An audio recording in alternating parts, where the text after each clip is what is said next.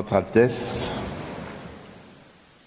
Monsieur le Président de séance, Excellences, Mesdames et Messieurs les chefs d'État et de gouvernement, Monsieur le Secrétaire général des Nations Unies, Mesdames et Messieurs les ministres, distingués délégués, Mesdames et Messieurs, je suis honoré de prendre la parole au nom du peuple de la République démocratique du Congo à l'occasion de cette rencontre historique.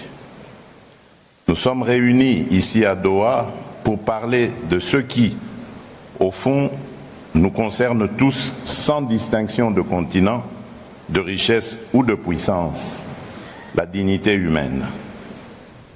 30 ans se sont écoulés depuis le sommet mondial pour le développement social tenu à Copenhague en 1995. À l'époque, les dirigeants du monde se sont engagés autour de 3 principes qui demeurent aujourd'hui encore indiscutables. Éradiquer la pauvreté, promouvoir le plein emploi et renforcer l'inclusion sociale. Ils avaient affirmé avec force que le progrès économique et technologique n'a de sens que s'il améliore la vie des gens et élève la condition humaine. 30 ans plus tard, nous avons le devoir moral d'admettre une vérité difficile: le monde n'a pas tenu toutes ses promesses. Car si l'humanité n'a jamais été aussi interconnectée, les fractures qui traversent notre société n'ont jamais été aussi profondes. Nous voyons aujourd'hui coexister, parfois dans le même pays, parfois dans la même ville, une minorité qui a accès à tout et des millions d'êtres humains qui n'ont accès à presque rien, ni à l'éducation, ni aux soins, ni à la protection sociale, ni même à la sécurité la plus élémentaire.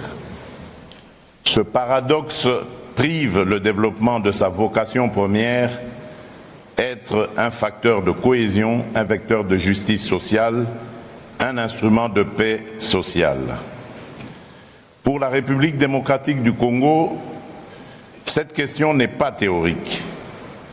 Depuis 3 décennies, mon pays fait face à des cycles répétés d'agressions armées, à des déplacements massifs de population, à des millions de morts et à des millions de déplacés internes.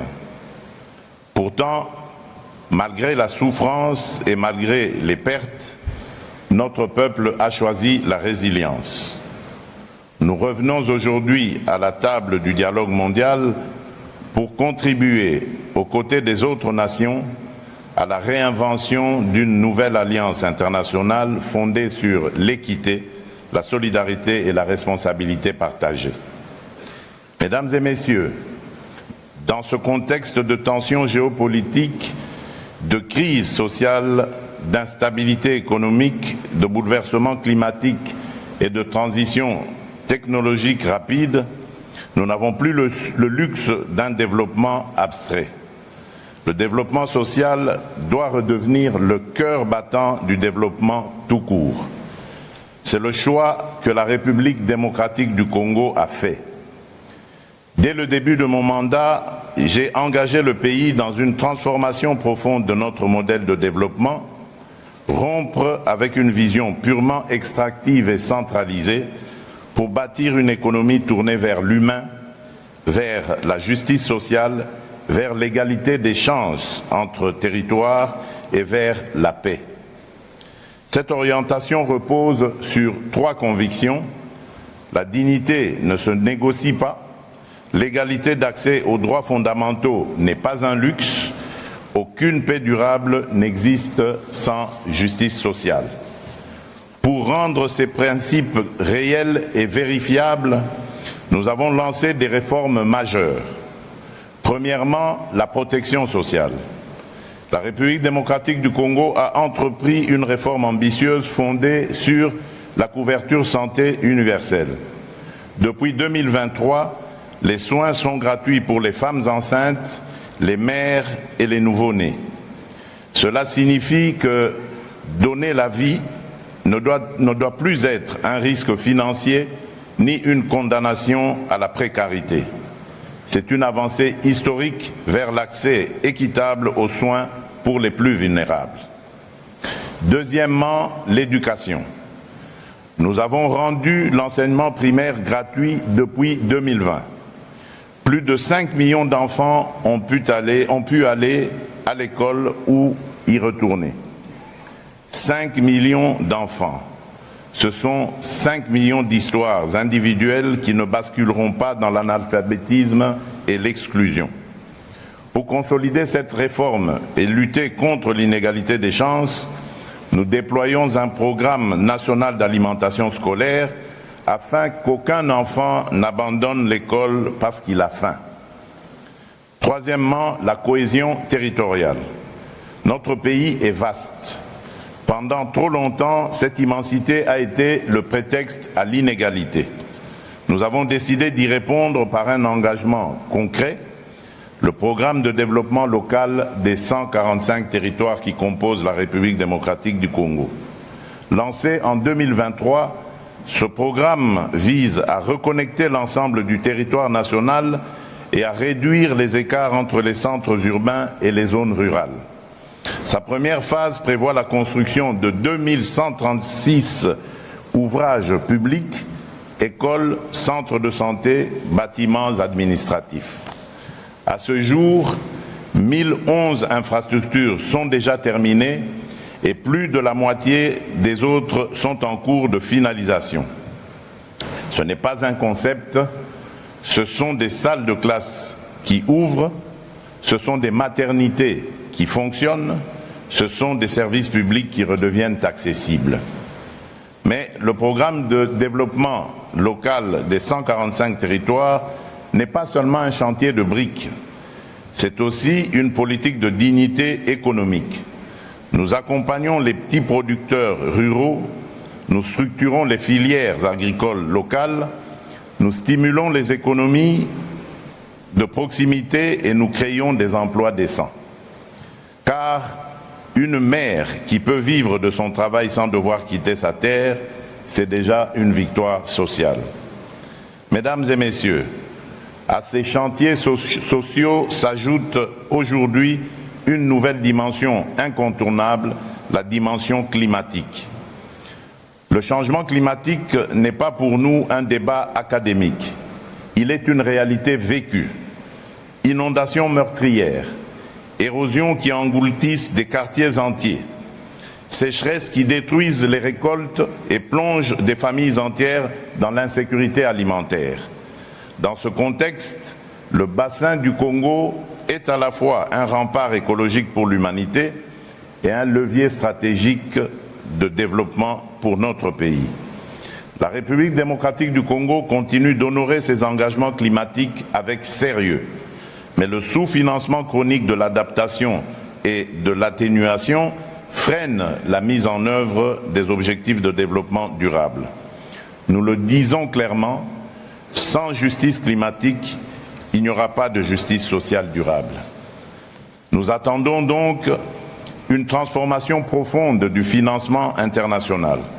L'accès aux ressources vertes doit devenir plus prévisible, plus rapide et plus juste. Il ne peut pas reposer sur des conditionnalités qui punissent les pays vulnérables pour des désastres auxquels ils n'ont pas contribué. Nous plaidons pour un rééquilibrage réel entre le financement de l'atténuation et celui de l'adaptation, parce que protéger les populations qui subissent déjà les chocs climatiques est aussi urgent que réduire les émissions globales. Mesdames et messieurs, ce deuxième sommet mondial pour le développement social se réunit dans un moment charnière. Nous faisons face à des transitions simultanées, démographiques, environnementales, numériques et économiques. Si nous échouons à les gouverner de manière juste, elles deviendront des facteurs d'exclusion supplémentaires. Si nous les maîtrisons collectivement, elles peuvent devenir des accélérateurs d'équité. Le développement social ne sera crédible que s'il est vécu dans tous les territoires, y compris les plus reculées, y compris les zones meurtries par la guerre. Ce que nous construisons avec le programme de développement local des 145 territoires est une méthode que nous offrons au débat international. Reconnecter le pays par la santé, l'école, l'administration, l'activité économique locale et donc restaurer l'égalité républicaine dans l'accès aux droits. Ainsi, nous avons besoin d'une solidarité qui ne soit plus verticale, donateur d'un côté, assisté de l'autre, mais d'une solidarité fondée sur la reconnaissance mutuelle des responsabilités et du droit à la dignité souveraine de l'État, de chaque État. Nous l'avons dit dans nos engagements récents, la coopération internationale ne doit pas être un système permanent de dépendance. Elle doit être un pacte d'égal à égal où chacun rend des comptes à l'autre. Notre ambition commune doit être que d'ici la prochaine génération, les principes de justice sociale ne soient plus seulement proclamés dans des sommets comme celui-ci, mais vécus dans la vie quotidienne de chaque citoyen en Afrique, en Asie, en Amérique latine, dans les pays du Nord comme dans les pays du Sud. Cela exige du courage politique. Cela exige de regarder en face nos contradictions. Cela exige de mettre fin à l'idée que certains peuples seraient condamnés à l'instabilité, à la pauvreté ou à la guerre. La République démocratique du Congo croit en un avenir où la justice sociale cessera d'être une promesse et deviendra un droit collectif et effectif. Elle y travaille chez elle, chaque jour, malgré les épreuves. Elle est prête à y travailler avec vous, à vos côtés, dans un esprit de responsabilité et de respect mutuel. Vive la solidarité mondiale, vive le développement social. Je vous remercie.